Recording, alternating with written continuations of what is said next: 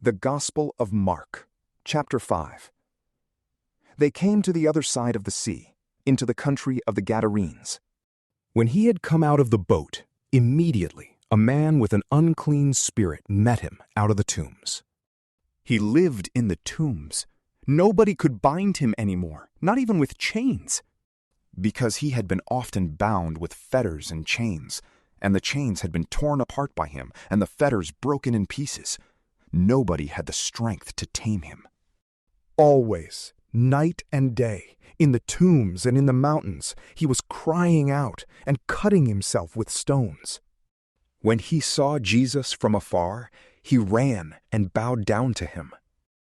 And crying out with a loud voice, he said, "What have I to do with you, Jesus, you Son of the Most High God? I adjure you by God, don't torment me." For he said to him, "Come out of the man, you unclean spirit." He asked him, "What is your name?" He said to him, "My name is Legion, for we are many." He begged him much that he would not send them away out of the country. Now on the mountainside there was a great herd of pigs feeding.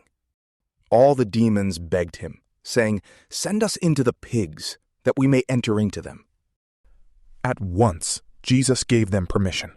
The unclean spirits came out and entered into the pigs. The herd of about 2,000 rushed down the steep bank into the sea, and they were drowned in the sea. Those who fed the pigs fled and told it in the city and in the country. The people came to see what it was that had happened. They came to Jesus and saw him who had been possessed by demons, sitting, clothed, and in his right mind, even him who had the legion. And they were afraid. Those who saw it declared to them what happened to him who was possessed by demons, and about the pigs. They began to beg him to depart from their region. As he was entering into the boat, he who had been possessed by demons begged him that he might be with him. He didn't allow him, but said to him, "Go to your house, to your friends, and tell them what great things the Lord has done for you, and how he had mercy on you." He went his way and began to proclaim in Decapolis how Jesus had done great things for him, and everyone marveled. When Jesus had crossed back over in the boat to the other side, a great multitude was gathered to him, and he was by the sea. Behold, one of the rulers of the synagogue, Jairus by name, came, and seeing him, he fell at his feet and begged him much, saying, "My little daughter is at the point of death. Please come and lay your hands on her, that she may be made healthy and live." He went with him, and a great multitude followed him, and they pressed upon him on all sides. A certain woman, who had a discharge of blood for 12 years, and had suffered many things by many physicians, and had spent all that she had, and was no better, but rather grew worse, having heard the things concerning Jesus, came up behind him in the crowd and touched his clothes.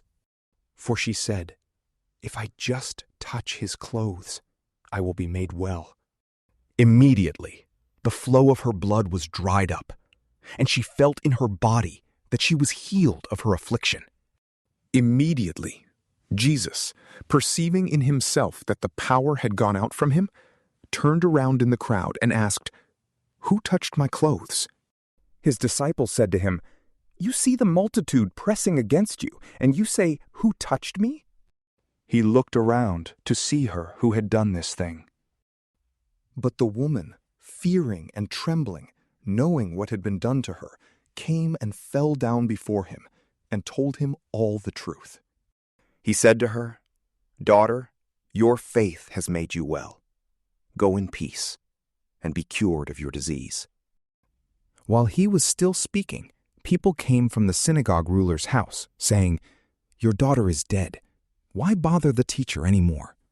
But Jesus, when he heard the message spoken, immediately said to the ruler of the synagogue, "Don't be afraid, only believe." He allowed no one to follow him, except Peter, James, and John, the brother of James. He came to the synagogue ruler's house, and he saw an uproar weeping and great wailing. When he had entered in, he said to them, "Why do you make an uproar and weep? The child is not dead, but is asleep." They ridiculed him. But he, having put them all out, took the father of the child, her mother, and those who were with him, and went in where the child was lying. Taking the child by the hand, he said to her, "Talitha cumi," which means, being interpreted, "Girl, I tell you, get up." Immediately the girl rose up and walked, for she was 12 years old. They were amazed with great amazement. He strictly ordered them that no one should know this, and commanded that something should be given to her to eat.